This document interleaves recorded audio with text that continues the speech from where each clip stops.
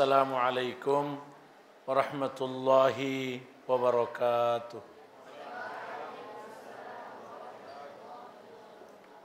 Alhamdulillahi ala ihsanih, asyukru lahu ala taufiqihi wa amtinanih. Asyhadu an la ilaha illallah ta'ziman li sya'nih. Wa asyhadu anna Muhammadan abduhu wa rasuluhu da'i ila ridwani. Allahumma salli wa sallim wa barik ala nabiyyina wa habibina Muhammad wa ala alihi wa ashabihi wa ikhwani.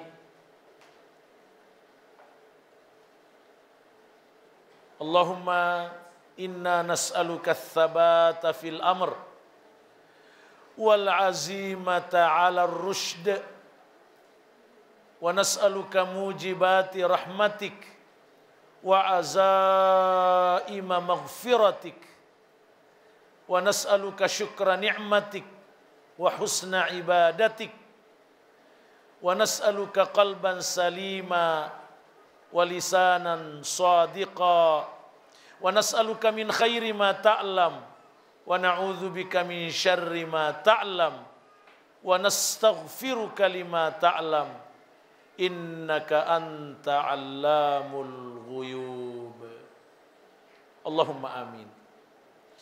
Amma ba'd. Kita langsung kaidah ketujuh, yaitu penggalan ayat di surah At-Taubah ayat 91.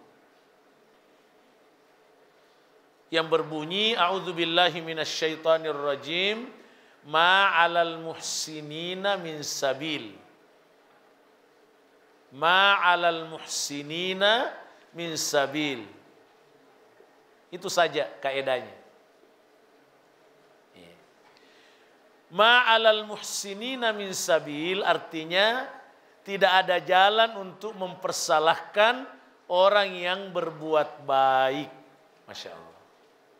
Ya, dek gagala lepas salai cecei tau mati nulu pugau deceng pakro bicara ugina.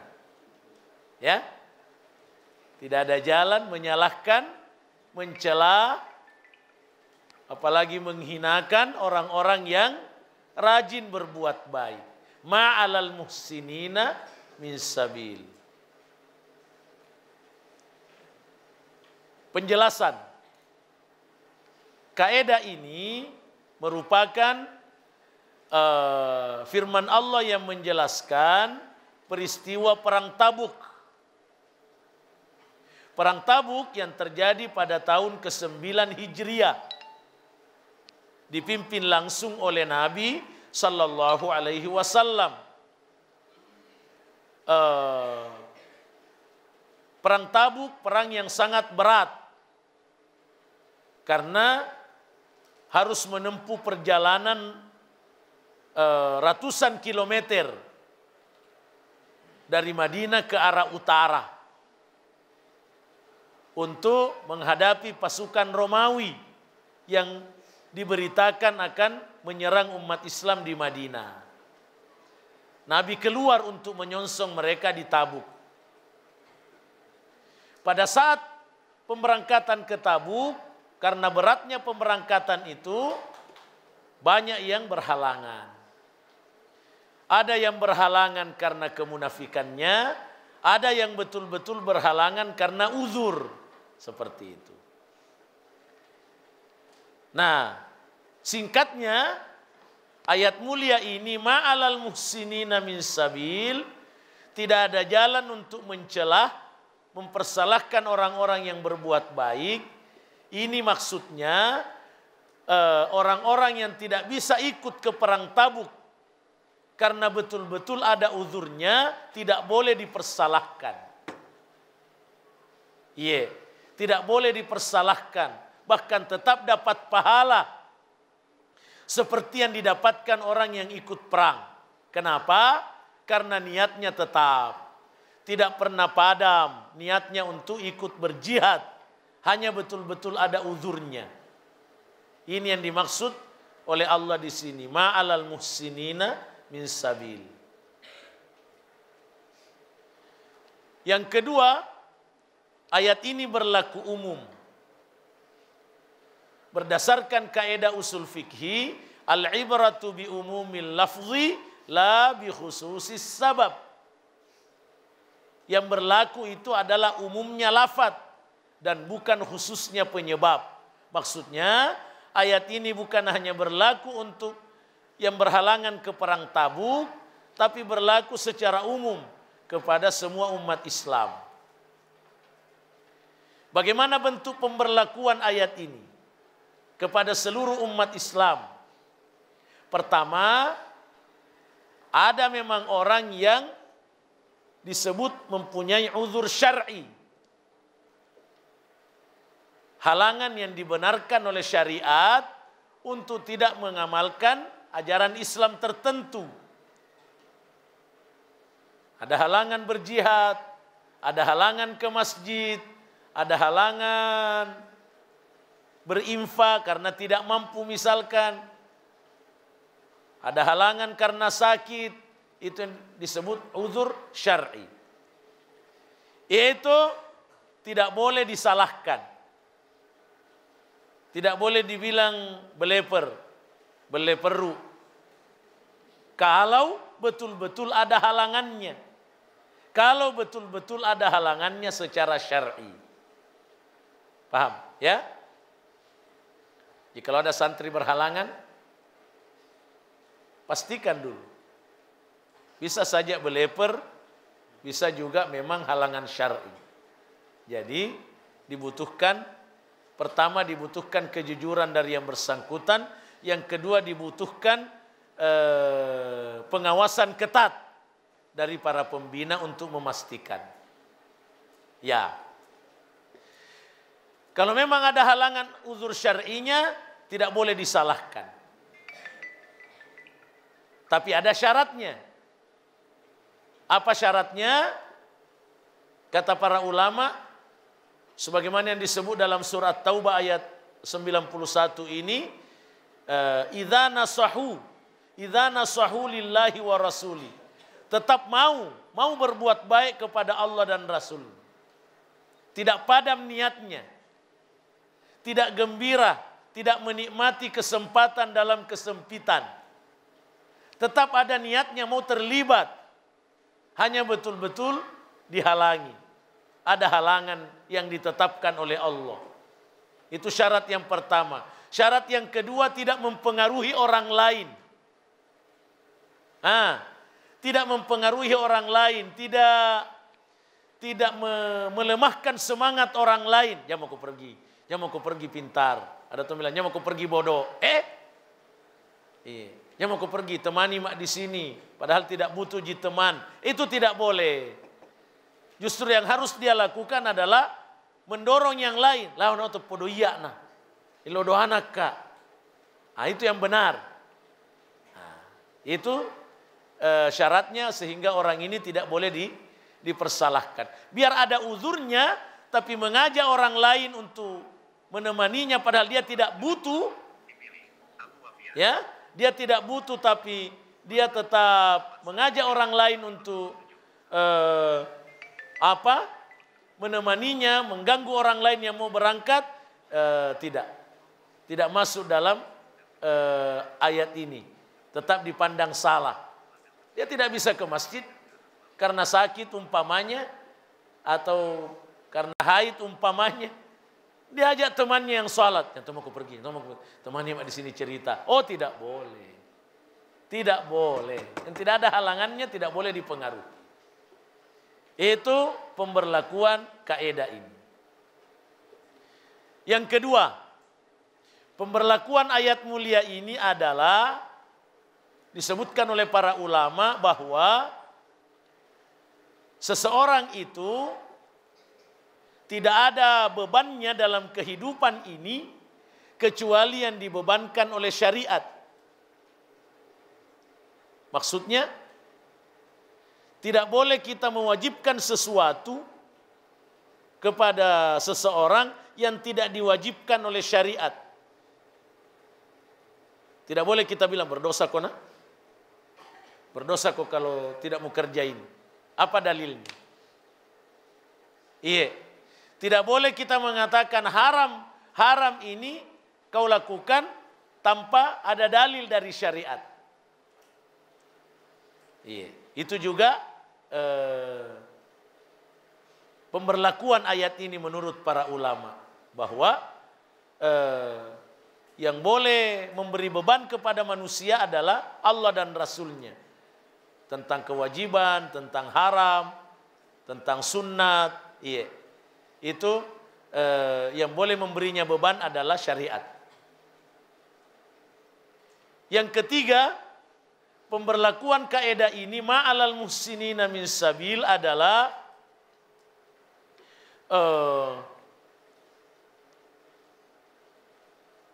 tidak ada utang atau tidak ada tanggungan seseorang kepada orang lain tanpa bukti. Atau begini, seseorang bebas dari tanggungan, dari tanggung jawab kepada orang lain sampai ada bukti bahwa dia mesti bertanggung jawab kepada orang lain. Contoh utang. Utang itu kalau kita mengatakan kau berutang sama saya, mesti ada bukti. Mesti ada bukti. Ya, kada kaituin remu dia agak buktimu. Itu yang disebut dalam kaidah fikih bara'atuz zimmah. Bara'atuz zimmah artinya tidak ada tanggung jawab terhadap orang lain. Semua manusia bebas dari tanggung jawab terhadap sesamanya manusia. Sampai ada dalil, sampai ada bukti bahwa dia punya tanggung jawab kepada orang itu. Iya. Misalkan ada orang dituduh mencuri, itu mesti ada bukti. Mesti ada bukti karena semua orang tidak ada tanggung jawabnya pada orang lain. Semua orang terlepas dari hubungan dengan orang lain sampai ada buktinya. Iya, seperti tadi berutang, dituduh mencuri, itu butuh bukti baru dibebani orang. Kalau tidak ada buktinya. Tidak ada bebannya orang itu kepada orang lain. Begitu. Itu juga pengamalan kaidah ini. Ma'alal muhsinina min sabil. Pengamalan kaidah ini selanjutnya adalah ini. Tidak boleh mencela orang yang berbuat baik karena menemukan kekurangannya. Apalagi kalau tidak ada yang mau bantu. Dijelaskan dalam buku ini, bisa dibaca Sanasir. Apalagi kalau tidak ada yang mau bantu dia. Misalkan ada orang mau berbuat baik. Diajak semua orang, ayo bantu kak, mau diperbaiki ini, kita mau dakwah ini. Semua orang masa bodoh, kotona. Dia boleh mega kesibukanku dan begini. Sekalinya orang ini berhasil mewujudkan gerakan dakwanya, misalkan perbaikannya kepada keluarga, perbaikannya kepada masyarakat. Ada hasilnya, maka ramai-ramailah orang, bukan hasilnya yang disyukuri, tapi kekurangannya yang dicari. Ini tidak boleh. Ini bertentangan dengan kaidah ini. Inilah yang dimaksud ma'alal muhsinina min sabil. Dipanggil memang awalnya membantu, tidak ada yang mau terlibat. Sekalinya ada hasilnya orang, kekurangannya nak cari. Itu tidak boleh. Itu tidak boleh. Syukuri orang sudah bekerja, sudah berbuat. Adapun kekurangannya, siapakah manusia sempurna? Siapakah manusia sempurna? Apalagi kalau nyata-nyata bilang, sendirinya bekerja, atau beberapa orang bekerja, yang lain jadi penonton. Sekalinya ada kekurangan, nah dapat dari kerjaannya orang, nah habisi, nah bilang-bilangi, itu tidak boleh. Itu melanggar ayat ini. Ma'alal muhsinina min sabil. Masya Allah, luar biasa ini ayat. Ya, dan itu banyak orang punya begitu ya. Nolah ini biasa toh. Kekurangan nam itu. Ya, kong ka desen ada nang kelok di fausi senang dulu diruntuk kekurangan agak tak kero. Mampu gaul desen senang anu. Itu tidak benar. Ma'alal muhsinina min sabil. Sekarang bagaimana dengan menasehati? Bagaimana kalau kekurangan itu memang perlu diperbaiki? Ayat ini bukan berarti melarang kita bernasehat. Tetap bernasehat. Bedakan bernasehat dengan mencelah. Ya, bedakan bernasehat dengan mencelah. Bagaimana bernasehat? Lemah lembut. Dari segi bahasa saja. Contoh, mencela kalau mengatakan, agak tekir di tajamam. Nah, itu mencela. Itu mencela. Kalau menasehati, Masya Allah, baik sekali. Baik sekali mi akhi. Baik sekali ukhti. Alangkah baiknya kalau ini juga diperbaiki. Itu. Alangkah baiknya kalau ini disempurnakan. Tapi ya dimaklumi Pak Calaleta. Di Facuri ada apa koro? Dimaklumi Calaleta, dimaklumi dek Gadanata. Insya Allah ke depan akan lebih baik lagi. Itu tidak mencela, itu yang benar. Bukan juga digibah, diumbar kemana-mana. Kesigaret pesantren, pokoro. Sana si runtu ustaz, dek kenena berani mapangolo. Itu salah. Itu yang dimaksud ma'alal muhsinina min sabil. Jadi tetap bernasehat, tetap kekurangan diperbaiki, akan tetapi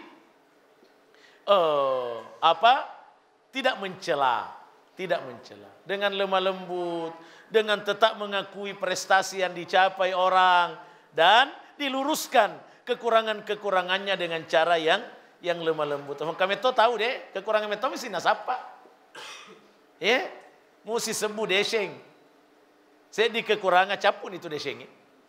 Nah umbar nih kemana-mana. Ini yang tidak boleh. Itulah secara singkat pemberlakuan ma'alal muhsinina min sabil. Kita amalkan. Ini akhlak. Ini akhlak dalam menghargai orang-orang yang sungguh-sungguh berbuat baik. Menghargai orang yang sungguh-sungguh berbuat baik. Dipandang selesai pembahasan secara singkat. Kita masuk pada kaidah ke-8. Kaidah ke-8 berbunyi a'udzubillahi minasyaitonirrajim wala taziru waziratu wizra ukhra. Ya.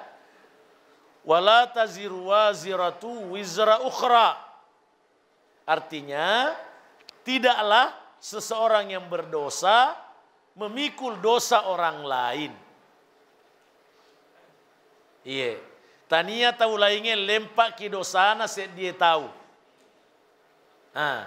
Nigi madosa ia tommi tu lempak i dosana dek nafa lempari kita lainnya sangadina kong kato keterlibatan na tahu lainnya kori dosa di fugawe. Masya Allah. Ya, ini wala taziru wazira wizra ukhra. Itu maknanya. Pertama, kaidah ini menunjukkan keadilan Allah tabaraka wa ta'ala. Bahwa Allah subhanahu wa ta'ala benar-benar maha adil. Allah subhanahu wa ta'ala benar-benar tidak menzalimi hambanya.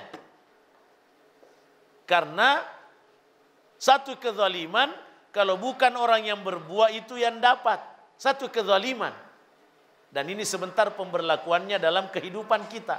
Ini bukan hanya antara Allah dengan hambanya, tapi dalam kehidupan sehari-hari kita juga mesti menerapkan ayat ini.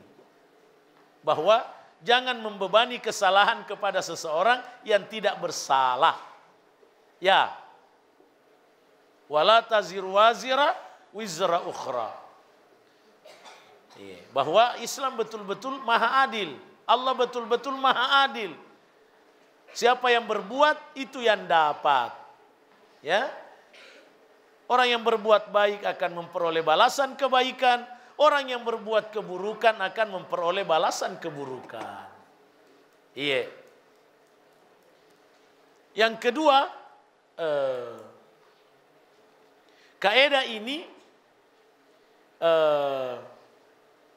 diberlakukan pada interaksi sosial. Di situ di bukunya ada contoh. Seorang bapak pulang kerja, lalu menemukan ada barang-barangnya pecah. Barang antika, gelaska, apakah. Satu yang pecahkan barang, semua dapat marah. Atau sayur istrinya kurang garam, biar anaknya nama Raitung. Mamanya bersalah, anak juga kena. Padahal tidak ada hubungannya ini antara mama dan anak. Itu tidak boleh. Itu tidak boleh. Siapa yang bersalah itu yang dihukum. Jangan dipukul rata semua. Jangan. Kecuali kalau memang ada persekongkolannya barulah. Kalau tidak ada, nyata-nyata tidak ada, jangan dihukum rata. Kalau istri ta yang bersalah, jangan anak ta juga apalagi mau anak ta pai semak duntuk maneto. Pai senge lagi na kode na semetu indra keragan aja mana, dan audi di falu paya salah. Itu wala taziru wazira wizra ukhra. Begitu juga guru. Biasa ada guru. Cai di bola na tiwi lo di santri. Oh, salah besar. Ajak talo pak guru. Fajai kima pak guru dulu. Kode tole tahangi emosita pak. Tania itu tomat uta salah ya tafa kenai. Madosa gitu. Cai di bola. Apa ngewangi bayi nena. Sementara man noko mufin alo pak guru. Engka santrina matinro sembarang nak kedayang. Betul ya. Ten di bola, ten di sekolah. Nah, di rambak mana? Nah, isen itu anak-anak tak kena saya gifale di bola tak. Tidak boleh, tidak boleh. Jadi, kalau tidak ada masalah di sekolah, jangan dikait-kaitkan. Jangan dikait-kaitkan. Wala taziru wazira wizra ukhra. Begitu dalam semua keadaan. Ya, begitu dalam semua keadaan. Jangan kaitkan orang yang tidak bersalah. Misalkan ada orang yang berteman. Temannya ini orang punya masalah dengan kita. Ya toh? Ini temannya tidak tahu menau. Elo mana di pasti sompu. Silona toro. Salah sede silona dia kabaleri. Agak ni senang itu. Biasa sih sama pakororo. Meni ana pendria ro. Mau peng siloko yanu. Nama kami mengi. Pare-hare dia. Awis senang itu. Waduh satu. Tidak benar. Tidak boleh sama sekali. Jangan dikait-kaitkan. Hatta orang tua dengan anak. Kotomatuan nama aja sifat anak nama gelo aja lalu nak kena pada moto matu ambe naro. Iga pawaki. Pada topi anak dita. Tapani. Yang jelas sekarang anaknya baik. Itu yang kita mesti terima. Ya, dah. Dia itu nangka fao meduma bela fola di fonna. Kecuali kalau lolongi fanning. Aja kiaro nalolo fanning ha? Jadi jangan. Dia nama di pasirata tahu, tidak boleh. Dan itu dalam sejarah jelas kan. Iya, Nabi Ibrahim bapaknya penyembah berhala, tulen. Anaknya Nabi. Tahu. Abu Jahal, gembong kafir, Ikrimah. Tahukah kita siapa itu Ikrimah? Perawi hadis. Putranya Abu Jahal. Termasuk di sini tidak apa-apa saya jelaskan, anak yang lahir akibat zina, wal'iyadzubillah. Tidak ada dosanya sang anak. Walaupun memang ada konsekuensi hukum kodong yang harus terima. Menurut pendapat yang kuat, tidak boleh terima warisan dari bapaknya, tidak boleh bernasab kepada bapaknya, itu konsekuensi hukum yang dia mesti terima karena tidak resmi kelahirannya. Tapi secara pribadi anak itu tidak boleh dihukum karena dosa orang tuanya, tidak boleh. Wala taziru wazira wizra ukhra. Itu secara singkat pemberlakuan kaidah ini.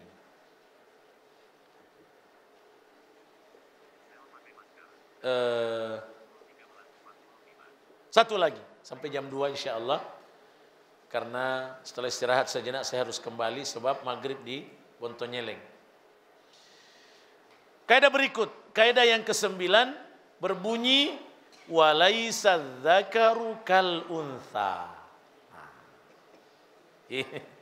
Surah Ali Imran, kalau tadi wala taziru waziratu wizra ukhra, antara lain di surah Az-Zumar ayat 7. Ada 5 ayat yang sama dengan yang berbunyi seperti ini. Wala taziru wazira wizra ukhra. Ada di Az-Zumar, ada di Al-Isra, ada di Al-An'am, ada di Fatir, ada di An-Najm. Kalau di An-Najm tidak pakai waw tapi pakai an. Allah taziru wazira wizra ukhra. Tapi maknanya sama. Kaidah ke-9 terdapat dalam surah Ali Imran ayat 36. Walaisa dzakaru kal untha. Tidak sama laki-laki dan perempuan. Ya. Dek nafada orwane si bawa makun raye. Siapa yang mau bantai? Orang barat, orang kafir, orang liberal. Kalau mana nafada orwane na makun rai. Anu dia natama diakal. Fong Allah Ta'ala lebih misengi. Alena pancaji ki orane makun rai mana ide lo cawace fong Allah Ta'ala. Ya tu nak kacau atu-atuongi. Ada di situ di bukunya. Sanasir. Seorang atlet pelari menikah dengan perempuan atlet pelari juga. Dia nak gende 20 mas sarang. Di tanah rorwane, "Mai mas sarang di bainemu." Kada tania makun rai kufubai ni orwane. Nang korwane nama kunrai kada iya tapi babah. Selo kunai ramak betang. Itu contohnya itu kalau selalu mau dipaksakan keadaan. Selalu mau dipaksakan keadaan laki-laki sama perempuan, laki-laki perempuan sama laki-laki. Walaisa dzakaru kal untha. Ini ketetapan dari Allah pencipta laki-laki dan perempuan. Dia lebih tahu. Apa di surah Al-Mulk? Ala ya'lamu man khalaqa wa huwal latiful khabir. Bukankah Allah yang lebih tahu penciptaannya? Dia penciptanya, bagaimana dia tidak lebih tahu? Allah maha halus lagi maha teliti. Baik. Ayat ini merupakan penggalan kisah dari istri Imran, ya, ibundanya Maryam, kakeknya Nabi Isa alaihi salam, yang bernazar bahwa kalau ada anaknya lahir mau diwakafkan untuk mengurus Baitul Maqdis atau Masjidil Aqsa. Harapannya istri Imran anaknya laki-laki. Ternyata lahir perempuan. Maka sebagian ahli tafsir mengatakan ibundanya Maryam ini mengadu kepada Allah. Bagaimana ini ya Allah? Anakku perempuan, walaisa dzakaru kal untha. Padahal tidak sama laki-laki dan perempuan, tidak sama kekuatannya untuk mengurus masjid. Tapi Allah lebih tahu. Maryam tetap ditempatkan oleh ibundanya di Baitul Maqdis, dijaga oleh pamannya yang bernama Zakaria, dan justru disitulah Allah memperlihatkan keajaiban-keajaiban termasuk Nabi Isa alaihi salam. Bagaimana kita memberlakukan kaidah ini? Pertama, Secara umum, laki-laki dan perempuan dalam Islam itu sama haknya dan sama kewajibannya, yaitu kewajiban taat, kewajiban beribadah kepada Allah, haknya sama-sama mendapat pahala dari Allah. Baca surah Al-Ahzab ayat 35. Al-Ahzab 35, An-Nahl 97. Ya. Begitu juga kalau berdosa sama-sama diazab. Baca surah Al-Ahzab ayat terakhir.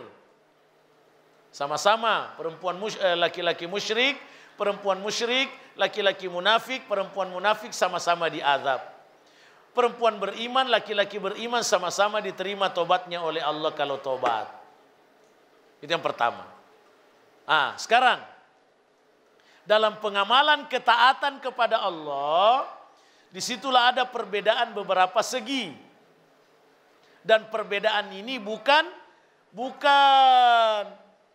merendahkan salah satunya, bukan. Justru perbedaan ini Allah tetapkan agar terwujud keadilan antara laki-laki dan perempuan. Karena Allah menciptakan perempuan kodratnya lemah, maka diberilah dia tugas-tugas yang sesuai dengan kodratnya dalam syariat. Laki-laki diciptakan oleh Allah lebih kuat, lebih perkasa, maka diberilah dia tugas sesuai dengan kodratnya sebagai laki-laki. Jadi bukan diskriminasi, bukan diskriminasi.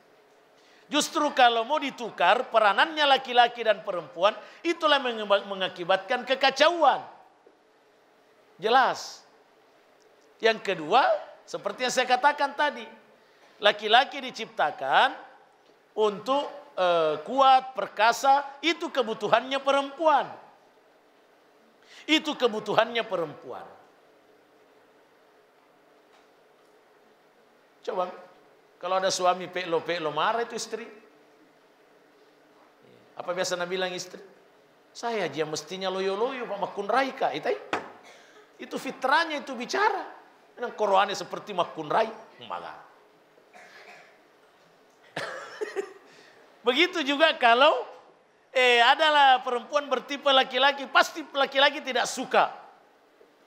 Pasti suaminya makalelai seperti tadi yang atlet pelari ini.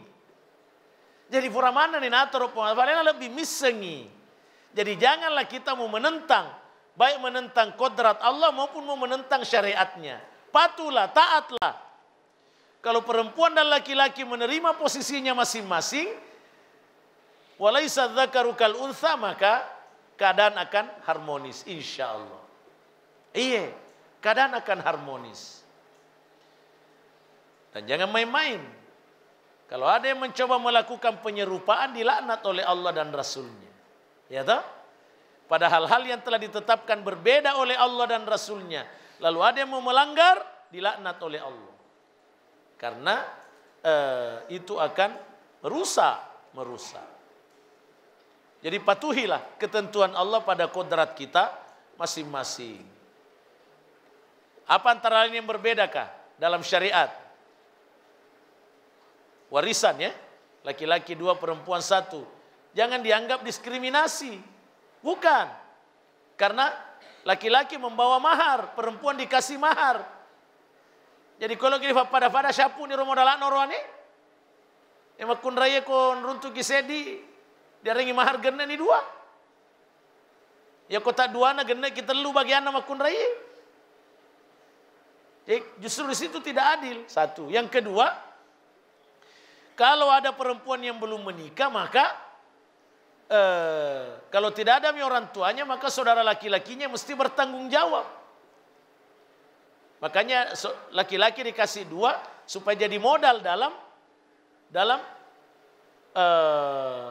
menafkahi saudara perempuannya. Itu tentang waris. Iya. Jadi justru Islam disitulah keadilannya. Batasan aurat, laki-laki berbeda batasan auratnya dengan perempuan. Kenapa? Karena seluruh tubuhnya perempuan daya tarik bagi laki-laki. Daya tarik bagi laki-laki. Ya. Adapun perempuan kalau melihat laki-laki, bukan syahwatnya yang langsung bangkit, tapi keinginannya untuk dilindungi. Jujurlah perempuan, keinginanmu untuk dilindungi, keinginanmu untuk ditraktir, itu lebih menonjol kalau melihat laki-laki. Maita fana pabangkit terus syahwat nama kun raye. Ya orang, apa baju-baju na ita sembarang ini di pikiranna. Makanya Allah lebih tahu. Masya mana nih? Tuh, Allah lebih tahu itu semua sehingga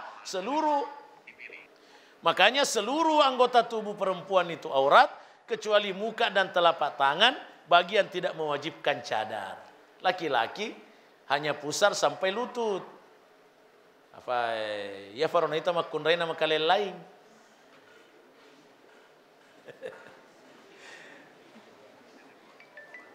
Ya. Jadi kemudian apa?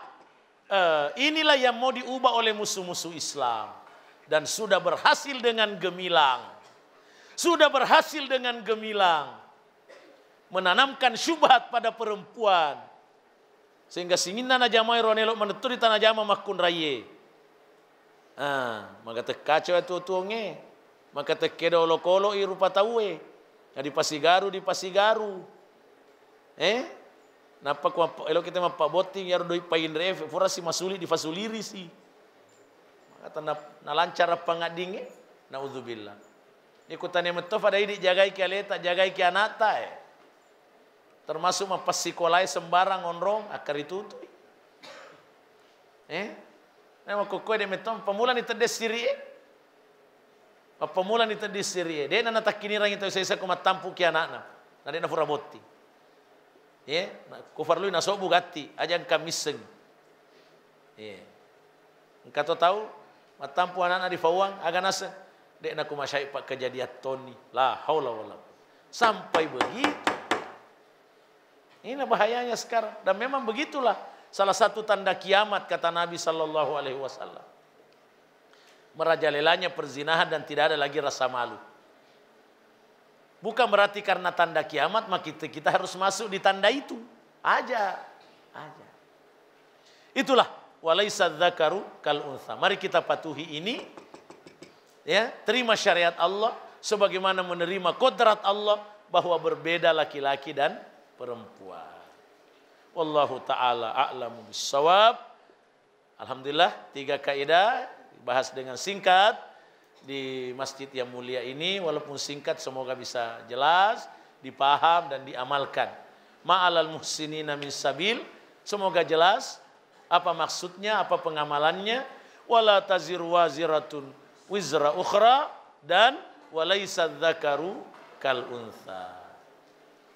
Wallahu taala a'lam bissawab wa barakallahu fikum. Dicukupkan aku qauli hadza wa astaghfirullah li wa lakum. Jazakumullahu khairan telah menonton video ini. Dukung terus channel dakwah PKM TV dengan cara like, komen, share, dan subscribe. Ikuti juga informasi kajian PKM TV di akun resmi PKM TV.